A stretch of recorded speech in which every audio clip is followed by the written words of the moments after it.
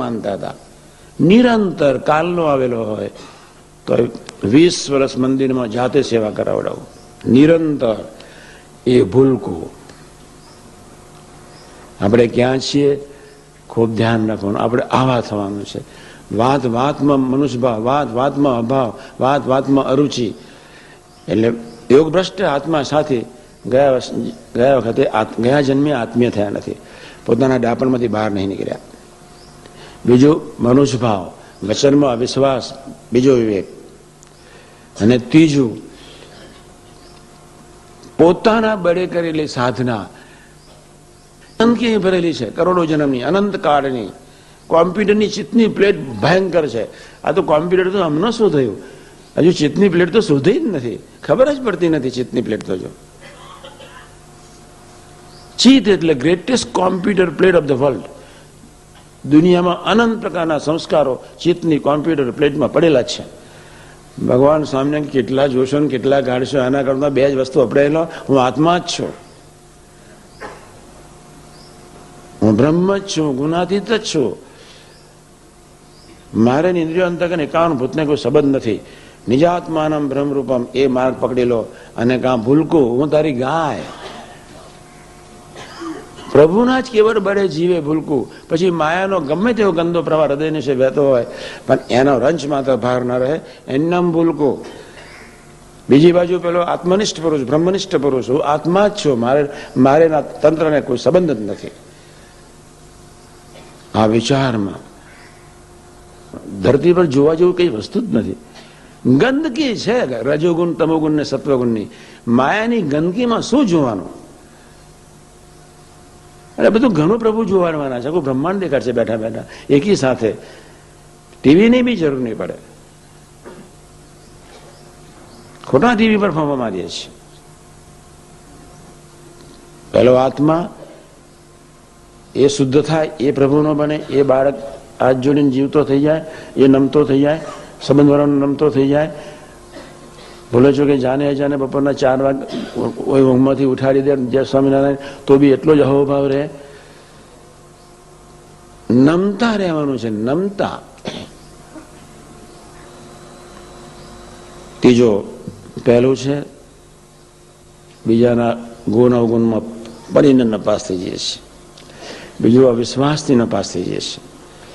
અને ત્રીજું પોતાના દોષો ફસાઈને ઉદાસીનતા અને બેચેનીમાંથી દેશ છોડી દઈએ છીએ. નહીં થાય, જતા રહેવું છે, મરી જ જવું છે. પછી શું? આવતા જન્મે તમારો લોચા નહીં તમારી જોડે સાથે? આનું આ બ્રહ્માંડ આવતા જન્મે છે, આના કરતા સાફ કર ધીમે હાથ જોડીને હું તારું ભૂલકું મંડી પર કા નિજાત્માનમ ભ્રમભ્રમ કરી અંતકરના ઇન્દ્રિયો અંતકના પ્રવાહને બાજુમાં રાખીને દરરોજ સવારના પર ધ્યાન કરીએ. મારા હમણાં અમેરિકા જતા પહેલા કોઈ કથા વાર્તા નહીં, 7 દિવસની શિબિર ફરી પછી ત્યાં જવાનું છે. આ બધાને બોલાવવાનો છે. અંતકરણનો એ વિચારોનો શુભ વિચારનો ભાર ન રહેવો જોઈએ અને અશુભ વિચારનો ભાર ન રહેવો જોઈએ. સંસારિક સુખનો બી ભાર ન રહેવો જોઈએ અને સંસારિક દુઃખનો બી ભાર ન રહેવો જોઈએ. સંસારિક માનનો વર્તન વલે એનો બી ભાર ન રહેવો જોઈએ અને સંસારના અપમાન થાય એનો બી ભાર ન રહેવો જોઈએ. સામાન્ય ઘરનું બધી વ્યવસ્થા, સંસારિક નિશ્ચિંતાનો ભાર ન રહેવો જોઈએ અને સંસારિક ચિંતાનો ભાર ન રહેવો જોઈએ. એનું નામ ભૂલકું કહેવાય. આપણે એવા થવાનું છે. નહીં સુખનો ભાર નહીં દુઃખનો ભાર, એક જ ભાર. ધામ ધામે મુક્ત સનાતન છે, દિવ્ય છે. છેલ્લાનું 38, લોયા 18, પંચાળા 7, પંચાળા 4, લોયાનું પહેલું, પ્રથમ 24. એનો જ ભાર સંબંધવાળા સૌ સનાતન દિવ્ય પુરુષો છે. સમ ખાધા છે ભગવાન સ્વામિનારાયણે 5 જગ્યાએ સમ ખાધા છે. અને એ સમ ખાવા છતાંય અને એ વતનાથ કેટલી વાર સમજવા છતાંય આપણે અહીંથી રૂમમાં જઈશું તો ભૂલી જઈશું. ઠરશે બ્રહ્મની ભૂલકાની વાત. ગુનાદાન સામે ભૂલકું થઈને વર્ત્યા, કોઈ ઓળખ્યા જ નહીં. કેવું ભૂલકું થઈને વર્ત્યા, કેવું થાબડી દૂર બેઠા હોય. મહારાજ વાતો કરતા ઘણી વાતો ઘણી સેવામાં બી હોય. દૂર બેસીને આમ જોયા કેવો અદભુત પ્રીતિ. બાપ રે બાપ. 499 મને સંકલ્પ નથી ઉઠ્યો.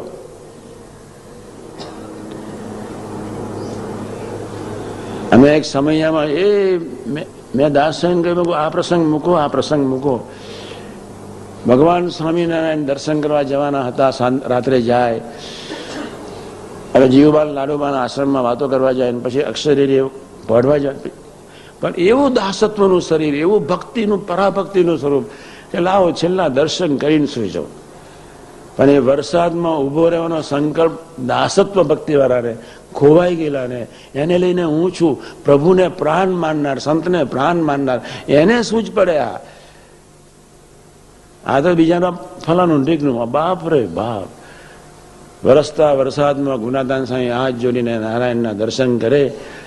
ધરતીના પટાંગણ પર આ સેવક ભાવનો દર્શન આધ્યાત્મિક ઇતિહાસના પાને કોઈ યુગ પુરુષે દેખાડ્યો નથી. ઉદ્ધવને ખ્યાલ નથી આવ્યો, અર્જુનને ખ્યાલ નથી આવ્યો. અર્જુને હજારો સંકલ્પ વિકલ્પ કર્યા, ઉદ્ધવને ખ્યાલ નથી આવ્યો. એક સુખદેવજીને ખ્યાલ હતો, પણ ગુનાદાન સ્વામી જેવી પરાભક્તિના દર્શન નથી કરાવી શક્યા. કેટલા નસીબદાર છે આપણે, કેવી પ્રણાલિકાના સેવકો છે, આટલું બી આપણને ખ્યાલ નથી. આપણા મા બાપ કોણ છે એટલું બી આપણને ખ્યાલ નથી. ગરીબ થઈને દર્શન કર્યા, પાછે પગે દર્શન કરતા જાય. એક સાધુ કે તું મારી જોડે ના ચાલો, હું મારો લાડુ તને આપી દઈશ. તે પેલો લાડુ મારે દોડે અને ગુનાદાન સામે દર્શન મારે દોડે પાછલે પગે. કેવા ભૂલકો થઈને વર્ત્યા છે.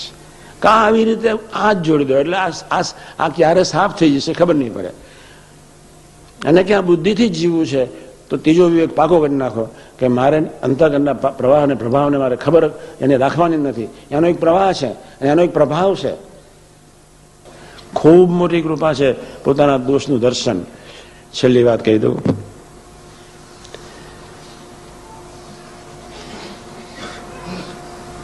વાણીએ કરીને હવે નપાસ થવું નથી. કાલે સવારે થોડું બોલીશ, અથવા લગ્ન આજે રાત્રે પતી જાય એટલે ફરી આપણે આ પ્રોજેક્ટ ફરી ગોષ્ઠી કરી લેવી છે. વાણીએ કરીને નપાસ થઈ તો રાત્રે ભજન સ્વાધ્યાય કરીને શું છે. બસ સાંજનો વિષય. પછી મારે ફરી થોડું સમજાવવાનું છે. એટલે દરેક વ્યક્તિએ નિમિત્ત થવાનું છે સેવામાં, ક્રિયારૂપ થવાનું નથી, નિમિત્ત થવાનું છે. અહીં જેટલી દિવ્ય સામગ્રી અહીં ભેગી થશે ત્યાં કામમાં આવવાની છે. દિવ્ય સામગ્રી લે સુહૃદ ભાવ, દિવ્ય સામગ્રી લે ભૂલકુની અવસ્થા, બધાના દર્શન ને સેવા, દિવ્ય સામગ્રી લે ગુણગાન, દિવ્ય સામગ્રી લે પોઝિટિવ લાઈફ પ્રથમ 1800, દિવ્ય સામગ્રી લે તુહી તુહીનો પગાર. ધરતીના પટાંગણ પર 3 વીર પુરુષો ભાગ્યા. મૂર્તિમાંથી મૂર્તિને ચૂસી એકલવ્ય,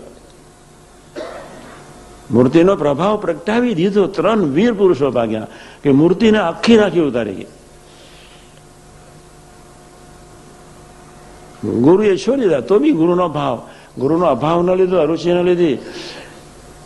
આખી શક્તિ અર્જુન કરતા ટોપ બનાવડી થઈ ગયા. અર્જુન સાથે રહ્યો તો બી એકલવ્ય જેટલી શક્તિ પ્રાપ્ત નહોતી કરી શક્યા. અર્જુનને વિચાર ઉઠ્યો કે કૂતરાનું મોડું સીરી દે એવો કયો બનાવડી હશે. એ તાકાત અર્જુનની નહોતી. પછી અર્જુનનામાં બિચારા ઈર્ષા નહીં ગયેલી કે મને તો આવું તમે શીખવાડ્યું નહીં, કાંઈ મને વચ્ચે નડે ને એવું કરી આપો. ગુરુએ પછી દક્ષિણા લીધી, પછી અંગૂઠો લઈ લીધો તો બિંદાસ.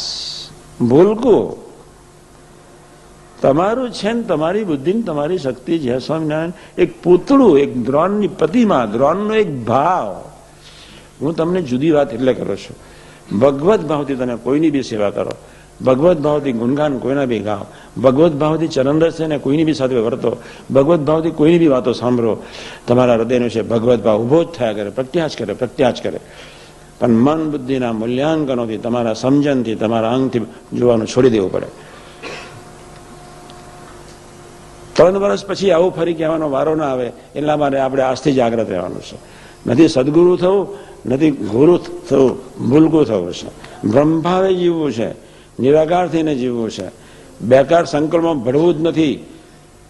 ચોથો વિવેક જે ખરેખર પોઝિટિવ વિચારને ગ્રહણ કરે, નેગેટિવ વિચારને તરછોડી રાખે, એની યાત્રા ભગવાન તરફ ચાલે ચાલે ને ચાલે જ.